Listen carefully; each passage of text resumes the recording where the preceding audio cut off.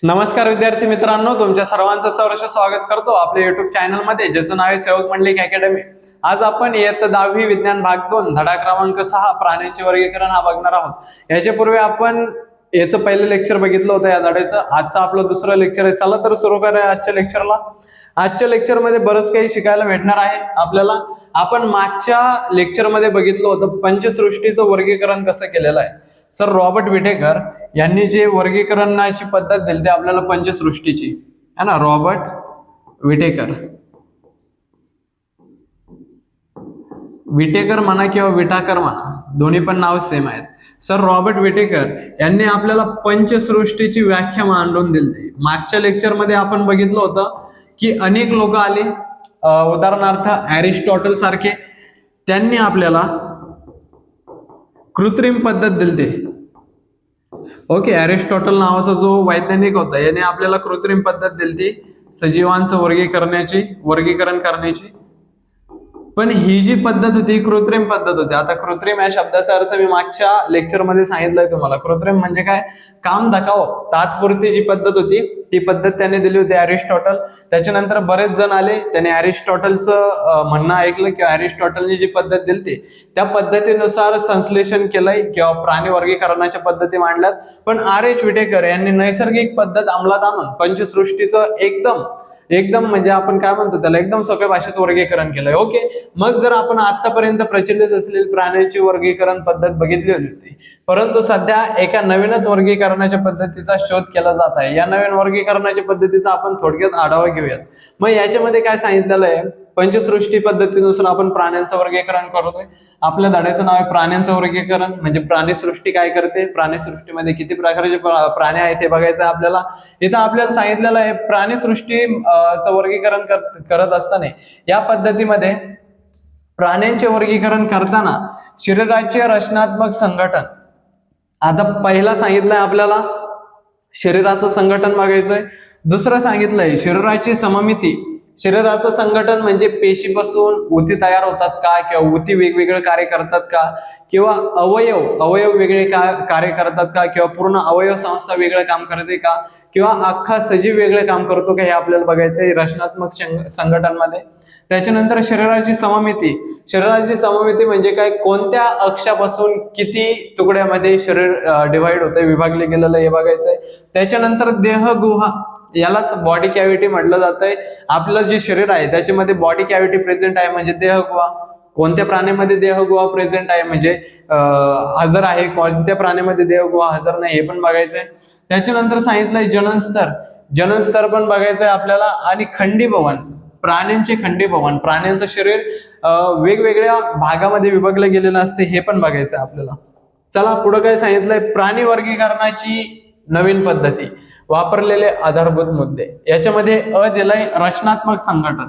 आता रचनात्मक संघटन शिकत असताना आपल्याला जो बाजूचा चार्ट दिलेला आहे याच्याकडे दुर्लक्ष करून जमणार नाही। इथं सांगितलंय जीवद्रव्य स्तर संघटन। जीवद्रव्य म्हणजे काय, एक पेशीय सजीवामध्ये संघटन कसं चालतंय। आता एक पेशीय सजीव म्हटल्यानंतर पेशी पण किती असणार आहे, त्याच्याकडे एकच हजर असणार आहे, बरोबर आहे ना। मग त्या एका पेशीचं काम कसं चालतंय किंवा एक पेशीय जो सजीव आहे तो कसा जगतोय आपल्याला बघायचंय।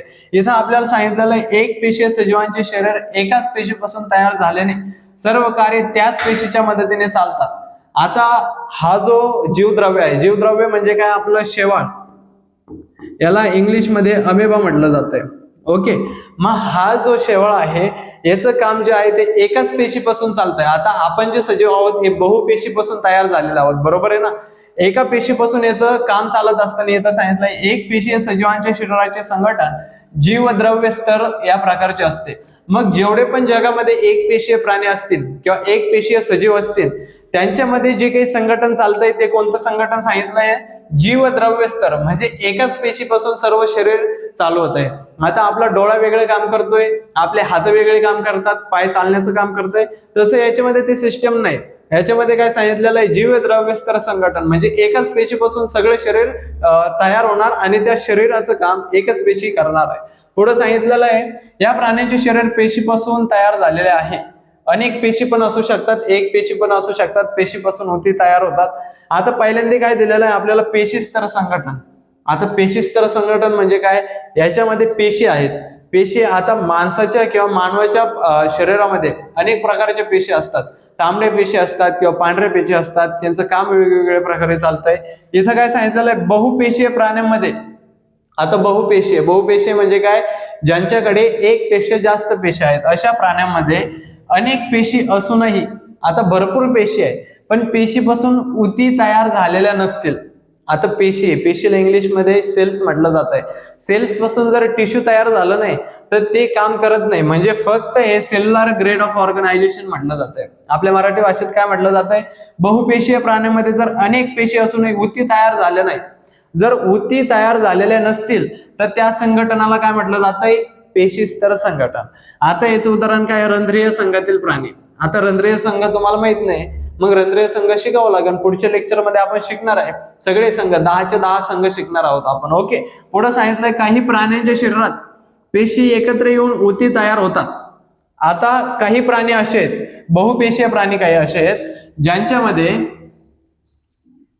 ओके, काही बहुपेशीय प्राणी असे आहेत ज्यांच्यामध्ये पेशीपासून ऊती तयार होत नाहीत. ऊती तयार होत नाही, नसतील म्हटलंय म्हणजे नाही सांगितलंय, ऊती तयार होत नाहीत. पण काही प्राणी असे ज्यांच्यामध्ये पेशीपासून ऊती तयार होतात, मग फक्त पेशीद्वारे चालणारं संघटन पेशी स्तर संघटन. आणि पेशीपासून ऊती तयार झाले, मग ऊती वेगवेगळ्या अवयवांचं काम करणार, अवयव तयार नाही होणार तिथं, फक्त ऊती काम करणार आहे. मग त्या संघटनाला पेशी ऊती स्तर संघटन म्हटलं जात आहे. पहिलं बहुपेशीय प्राणी आहे, त्यांच्यामध्ये फक्त पेशी आहेत, पेशी सगळं काही काम करतात, मग त्या संघटनाला पेशी स्तर संघटन म्हणणार आहे. आणि दुसरं, पेशीपासून ऊती तयार होतात, मग त्या ऊती तयार होणाऱ्या संघटनाला पेशी ऊती स्तर संघटन म्हटलं जातंय. पुढे काय सांगितलेलं आहे, याचं उदाहरण निडारिया संघातील प्राणी. आता निडारिया संघ 2 नंबरचा प्राणी संघ आहे. ओके, तो पण बघायचा आपल्याला पुढच्या लेक्चरमध्ये. इथं काय सांगितलेलं आहे, चपट्या कृमीमध्ये ऊती अवयव संघटन स्तर चालते. आता ऊती अवयव स्तर म्हणजे काय, एक पेशी, पेशीपासून तयार होतात ऊती. ओके, आणि त्या ऊतीपासून तयार होतात अवयव. मग जर नुसतं पेशी काम करते तर पेशी स्तर संघटन, नुसतं ऊती काम करते, पेशीपासून ऊती तयार होऊन जर नुसते ऊती काम करतात तर ऊती स्तर संघटन. आणि पेशीपासून ऊती तयार होऊन ऊतीपासून जर अवयव तयार झाला, अख्खा अवयव, तर त्याला अवयव स्तर संघटन म्हटलं जात आहे. इथं काही एक्झाम्पल दिलेलं आहे, उदाहरण इथं सायकॉन दिलेलं आहे आणि इथं कॉलरस पेशी दिलेलं आहे. एकदम स्पेशल टाईपच्या स्पेसीज आहेत. आणि इथं ऑस्क्युला दिलेलं आहे. आता ही जर आकृती बघितली तर इथं पाणी आतमध्ये येण्याचा एक मार्ग आहे खालीवर. ओके, पण पाणी बाहेर जाण्याच्या मार्गाला काय म्हटलं जातं, ऑस्क्युला. जर प्रश्न विचारला सायकॉन मध्ये पाणी बाहेर जाण्याच्या मार्गाला काय म्हटलं जातंय, तर तो कोण आहे, ऑस्क्युला आहे.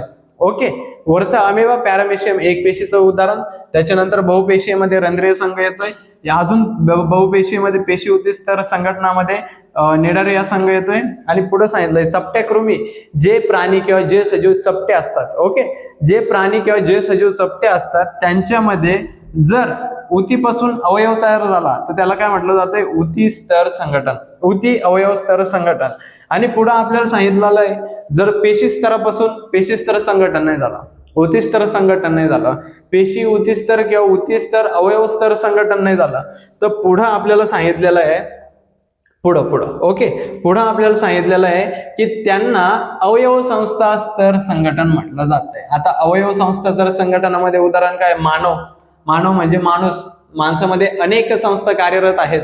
पचन संस्था आहे, श्वसन संस्था आहे, रक्ताभिसरण संस्था आहे का नाही. मग ह्या सगळ्या संस्था मिळून वेगवेगळं अवयव वेगवेगळं काम करतंय. त्याचं उदाहरण काय, मानव. या संघटनाला काय म्हटलं जातंय, अवयव संस्था स्तर संघटन. जर आपण हे बघितलं, पेशी स्तर, पेशी ऊती स्तर, ऊती अवयव स्तर, आणि चौथं कोणतं आहे आपलं, अवयव संस्था स्तर संघटन. ओके, मग हे 4 संघटन लक्षात ठेवायचे. 4ही संघटन पेपरला विचारले जाण्याची दरवर्षी शक्यता असते. ओके, इथं काय सांगितलेलं आहे, 6.6 आकृती क्रमांक, पेशी ऊती स्तर संघटनातील काही प्राणी. आता पेशी ऊती स्तर, पेशी स्तराचं वेगळं होतं. पेशी ऊती स्तरामध्ये उदाहरण काय, जेलीफिश. आणि त्याच्यानंतर सांगितलंय ऊती अवयव स्तर, म्हणजे ऊतीपासून जे अवयव तयार होतात त्याचे उदाहरण काय आहे, प्लॅनेरिया. हा जो दिलाय हा प्लॅनेरिया. ओके, याचं उदाहरण काय, प्लॅनेरिया. पुढे काय सांगितलंय आपल्याला, अनेक आतापर्यंत आपण अभ्यासलेल्या रचनात्मक संघटनाच्या 4 प्रकारातून 4 प्रकार होते, त्याच्यापैकी शेवटचं कोणतं होतं, अवयव संस्था जर संघटन असते ज्यामध्ये विशिष्ट कार्यांसाठी अनेक अवयव एकमेकांना जोडून अवयव संस्था तयार झालेली असते. उदाहरणार्थ मानवामध्ये अवयव आहेत, बेडकामध्ये भरपूर अवयव आहेत आणि खेकडा पाण्यात राहतो त्याच्यामध्ये भरपूर अवयव आहेत. आता आपल्याला बघायचंय शारीरिक सममिती. शारीरिक सममिती म्हणजे काय, कोणता तरी अक्ष, ग्राफ शिकलेले कधी, आलेख पेपर मध्ये 2 गोष्टी असतात, एक असतात वाय अक्ष आणि एक कोणता अक्ष असतो, एक्स अक्ष. ओके, ह्या 2 गोष्टी शिकायच्यात आपल्याला, शारीरिक सममिती. मग अनेक प्रकारचे प्राणी आहेत ज्यांच्यामध्ये भरपूर भाग पडू शकतात, विभाग पडू शकतात. काही प्राणी असे आहेत ज्यांच्यामध्ये विभागच पडत नाही. ओके, मग ते 3 ते 4 प्रकार आपल्याला बघायचे आहेत. ओके, आता इथं सांगितलंय का आपल्याला शारीरिक सममितीचे 3 प्रकार. एक हे असममित शरीर, दुसरा आहे अरेय सममिती आणि तिसरं काय द्विपार्श्व सममिती. पण आपण हे बारकाईने वाचणार आहोत कारण की आपल्याला सगळं एकदम डीप मध्ये शिकायचं आहे. ओके, प्राण्यांच्या शरीराचे विशिष्ट अक्षातून काल्पनिक छेद घेतला असता ज्या शरीराचे 2 समान भाग होतात की नाही या गुणधर्मावर आधारित प्राण्यांच्या शरीराचे विविध प्रकार आहेत. आता प्राण्यांचा कोणताही अक्ष घ्या, बकरी घ्या किंवा कोणताही प्राणी घ्या, दुसरा कुत्रा घ्या किंवा मांजर घ्या, कोणताही प्राणी, त्याला कोणत्या तरी अक्षातून त्याचे 2 समान भाग होऊ शकतात. बरोबर आहे ना. मग जर 2 समान भाग होतात किंवा 2 पेक्षा जास्त समान भाग होतात तर आपल्याला या गुणधर्मावर आधारित हे 3 प्रकार बघायचे आहेत, असममित शरीर, अरेय सममिती आणि द्विपार्श्व सममिती. आता पहिलं शिकायचं आहे आपल्याला असममित शरीर, याला इंग्लिशमध्ये एसिमेट्रिकल बॉडी म्हटलं जातंय. आता असममित शरीरामध्ये आपल्याला सांगितलंय काय, अशा प्रकारच्या शरीराबाबत असा कोणताही अक्ष नसतो की ज्यातून छेद घेतल्यास शरीर 2 समान भागात विभागले जाऊ शकते. उदाहरण काही प्रकारचे स्पंज. मग अरेय सममिती म्हणजे काय, असा कोणताही प्राणी घ्या ज्याचा कुठूनही कोणत्याही अक्षातून त्याला कट करा किंवा कापा किंवा त्याचे 2 भाग करा तर त्याचे 2 इक्वल भाग होऊ शकत नाही, म्हणजे 2 समान भाग होऊ शकत नाही. आता याला जर आपण इथून वाय अक्षातून कापलं तर याचे 2 समान भाग होऊ शकत नाही. उदाहरणार्थ लिंबाचं झाड, लिंब माहितीये का, आहे ना, आपल्या घराच्या बाहेर असतो ते लिंबाचं झाड, मोठमोठं असतंय, ते सावली देते. ओके, मग त्या लिंबाच्या झाडाला जर आपण मधून कापलं किंवा आडवं कापलं तर त्याचे सुद्धा 2 समान भाग होऊ शकत नाही. त्याचं कारण असं आहे की कोणत्या बाजूला, उजव्या बाजूला जादा फांदे आहे का डाव्या बाजूला जादा फांदे आपल्याला माहित नाही. कोणत्याही बाजूला कितीही फांदे येऊ शकतात आणि सगळे फांदे समान असतात असं काही नाही. ओके, मग असममित शरीर म्हणजे काय की असं शरीर ज्याचे 2 भाग होऊ शकत नाही. त्याच्यानंतर अरेय सममिती. ओके, अरेय सममितीमध्ये सांगितलं का या प्रकारे शरीराच्या बरोबर मध्य अक्षातून जाणाऱ्या कोणत्याही प्रतलातून छेद घेतल्यास 2 समान भाग पडतात. उदाहरणार्थ तारा मासा. आता अरेय सममितीमध्ये काय सांगितलेलं आहे, कोणत्याही अक्षातून त्याचे कट करा, त्याचे तुकडे करा किंवा त्याचे भाग करा तर सगळीकडून काय आहे 2 भाग सारखा करतोय. आता जर आपण हे अरेय सममितीचं एक्झाम्पल बघितलं जेलीफिशचं किंवा तारा माशाचं तर याला उभं जरी कापलं तरी पण सारखे भाग होणार. जर आपण याला स्लॅन्टिंग लाईन म्हणजे तिरकं जरी कापलं तरी पण याचे समान भाग होणार. जर याला असं जरी कापलं तरी पण समान भाग होणार. याला आडवं जरी कापलं तरी पण वरती सारखं खाली सारखं. म्हणजे ज्याचे कुठूनही कोणत्याही अक्षातून याला जर आपण कट केलं, याचे 2 भाग करण्याचा प्रयत्न केला तर त्याचे भाग होतात. ती कोणती सममिती, अरेय सममिती. तिसरं कोणतं आहे, द्विपार्श्व सममिती. द्विपार्श्व सममिती बद्दल असं सांगितलं जातंय, या प्रकारात शरीराचा एकच अक्ष असा असतो, किती सांगितलंय, एकच अक्ष असा असतो की फक्त त्या अक्षातूनच काल्पनिक छेद घेतल्यास 2 समान भाग होतात. काल्पनिक म्हणजे फक्त विचार करायचा आहे, खरंच भाग करायचे नाहीत. काल्पनिक मध्ये कोण येत आहे, बेडूक येतात, मासे येतात, पक्षी येतात, मानव येतात. पण आपल्याला इथे शेळीचं एक्झाम्पल दिलेलं आहे, बकरी. ओके, आता ही जी बकरी किंवा शेळी दिलेली आहे, दोन्ही पण नाव आहेत त्याला. ओके, जर याचा फक्त एकच अक्षातून याचे 2 भाग करण्याचा प्रयत्न केला, म्हणजे फक्त याच्या डोक्यापासून आपण याच्या वाय अक्षातून 2 भाग करण्याचा प्रयत्न केला तर 2 समान भाग होऊ शकतात. पण जर आपण एक्स अक्षातून म्हणजे आडवं आहे ना, जर याला उभं कापण्याचा किंवा उभं याचे भाग पाडण्याचा प्रयत्न केला तर इकडे शेपूट येतंय, इकडं डोकं येतंय, म्हणजे वेगवेगळे भाग पडतात, समान भाग पडत नाही. सममिती म्हणजे काय, सारखे भाग असतात. असममित शरीर म्हणजे असं शरीर ज्याच्यामध्ये सारखे भाग पडूच शकत नाहीत. अरेय सममिती म्हणजे असं शरीर ज्याच्यामध्ये कोणत्याही अक्षातून त्याचे भाग पाडण्याचा प्रयत्न करा 2 समान भाग होतात. तिसरं कोणतं आहे आपलं, द्विपार्श्व सममिती. द्विपार्श्व सममितीमध्ये काय आहे, कोणत्याही अक्षातून कट केलं तर 2 भाग पडत नाही, फक्त एकच अक्ष ते पण डोक्याचा भाग आहे तिथून जर कट केलं तर 2 भाग पडू शकतात. पुढे काय सांगितलंय आपल्याला, आद्य स्तर जनन स्तर. आता आद्य स्तर आणि जनन स्तर मध्ये 2 प्रकार आहेत, एक आहे द्विस्तरीय शरीर आणि तिसरं काय आहे त्रिस्तरीय. आता याच्यामध्ये बॉडी कॅव्हिटी प्रेझेंट असते. आता द्विस्तरीय आणि त्रिस्तरीय हे आपल्याला शिकायचंय का असतंय. बहुपेशीय प्राण्यांमध्ये, आपण बहुपेशीय प्राणी आहोत, मानव एक बहुपेशीय प्राणी आहे. ओके, बहुपेशीय प्राण्यामध्ये म्हणजे मानवामध्ये भ्रूणावस्थेतील वाढीच्या सुरुवातीच्या काळात, आता भ्रूणावस्था म्हणजे काय, ज्या वेळेस मुलगा आईच्या पोटात असतो त्याला भ्रूण म्हटलं जातंय. कोणताही मुलगा असो किंवा कोणताही सजीव जर आईच्या पोटात असेल तर त्याला काय म्हटलं जातंय, भ्रूण म्हटलं जातंय. मग भ्रूणावस्थेत वाढीच्या सुरुवातीच्या काळात पेशींचे आद्य स्तर तयार होतात. आद्य स्तर म्हणजे काय, 3 स्तर असतात. किती स्तर, 3 स्तर. एक हे आंतरजनन स्तर म्हणजे आतली लेअर, दुसरं आहे मध्यस्तर म्हणजे कोणती लेअर आहे, मधली लेअर आहे, आणि तिसरं आहे बहिर्जनन स्तर म्हणजे तिसरी लेअर. टोटल 3 स्तर आहेत, मध्यस्तर, बहिर्जनन स्तर, आंतरजनन स्तर. आंतरजनन स्तर, मध्यस्तर, बहिर्जनन स्तर हे 3 स्तर आहेत.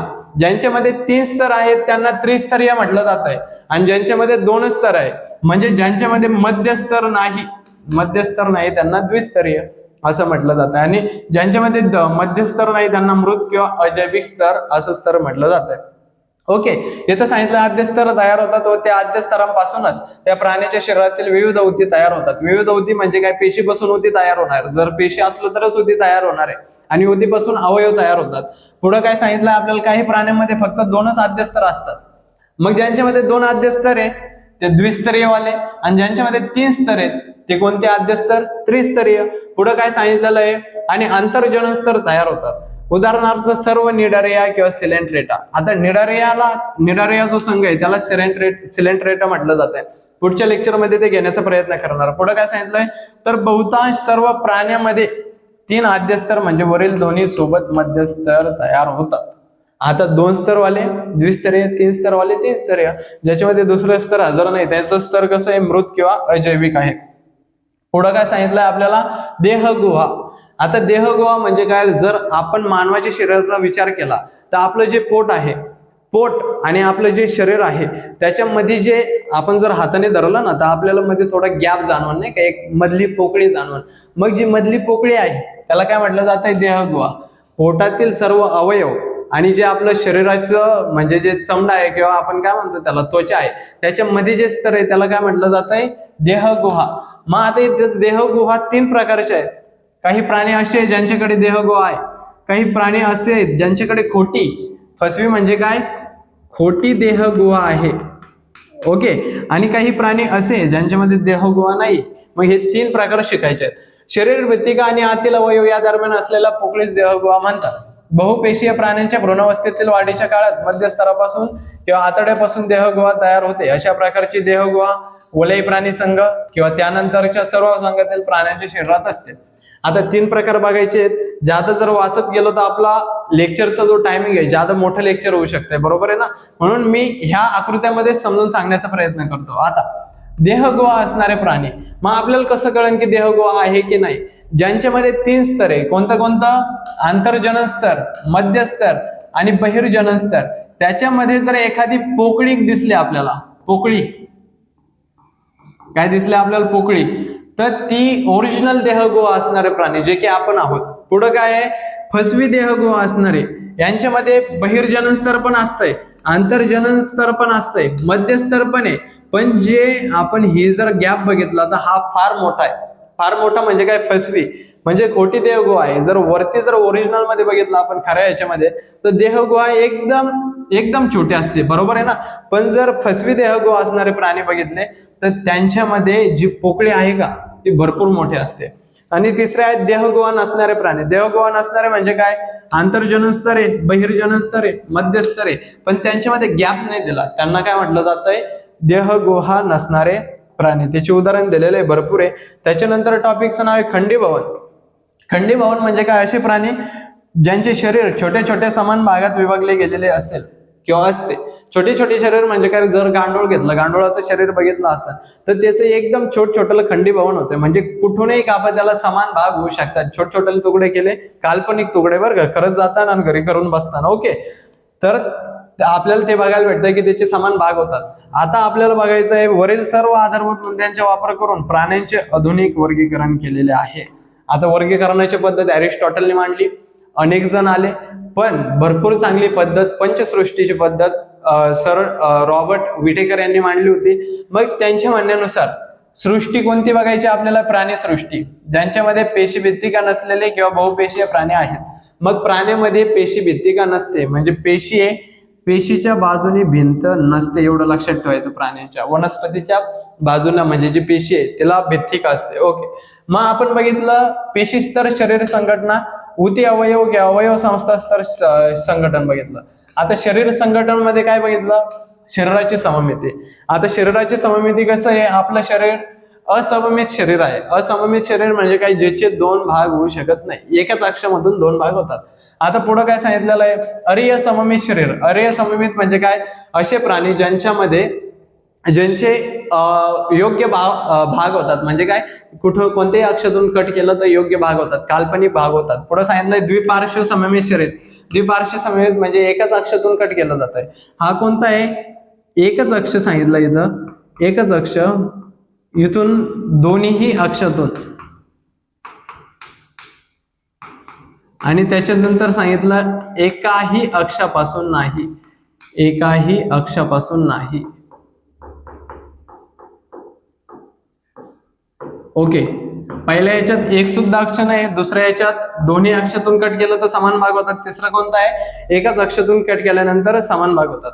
आता देहगुहा असणारे काही प्राणी आहे. ओके, आता इथं काय सांगितलंय? प्राणी संघ दिलाय. रंध्रीय आहे, निडारी आहे, चपटेकृमी आहे, गोलकृमी आहे, वलयी, संधिपाद, मृदुकाय, कंटकचर्मी, अर्धसमपृष्ठरज्जू आणि समपृष्ठरज्जू. टोटल किती सांगितलेलं आहे? 1 2 3 4 5 6 7 8 9 आणि 10. 10 प्राणी संघ बघायचे आहे. काय बघायचंय? 10 प्राणी संघ बघायचे आहेत. आता देहगुहाहीन शरीर म्हणजे ज्यांच्याकडे देहगुहा नाही ते कोणते? चपटेकृमी. बरं, फसवी देहगुहा असलेले शरीर. ओके, फसवी देहगुहा म्हणजे काय? ज्यांच्याकडे देहगुहा आहे पण खोटी आहे म्हणजे गॅप मोठा आहे, ते कोणते? गोलकृमी आहेत फक्त. ओके, आणि खरी देहगुहा असलेले शरीर कोण कोण आहेत ते? संधिपाद, मृदुकाय, कंटकचर्मी, अर्धसमपृष्ठरज्जू आणि कोण आहे? समपृष्ठरज्जू. आता हा जो संघ बघतोय आपण, प्राणी सृष्टीचे संघ दिलेले आहेत. ओके, एवढंच दिलेलं तुमच्या आजच्या लेक्चरमध्ये. भरपूर काही शिकायला भेटलं. पंचसृष्टीची पद्धत कोणी मांडली, त्याच्यानंतर वापरलेल्या आधारभूत मुद्द्यामध्ये रचनात्मक संघटन बघितलं, शरीर स्तर संघटन बघितलं, त्याच्यानंतर काय शारीरिक सममिती बघितली, कोणत्या अक्षातून किती भाग होऊ शकतात. त्याच्यानंतर आपण बघितलं आद्यस्तर जननस्तर. त्याच्या आधी त्याच्यानंतर आद्यस्तर जननस्तर नंतर काय? देहगुहा असणारे प्राणी, त्याच्यानंतर खंडीभवन बघितलं, आणि शेवटचा टॉपिक काय होता आपला? प्राणीसृष्टी. ओके, पुढच्या लेक्चरमध्ये आपण सर्व संघ घेण्याचा प्रयत्न करूयात. ओके, आजच्या लेक्चरमध्ये थांबूयात. जर तुम्ही चॅनलवरती नवीन आहात तर चॅनलला सबस्क्राईब करा, लाईक करा आणि तुमच्या मित्रांपर्यंत शेअर करा. धन्यवाद.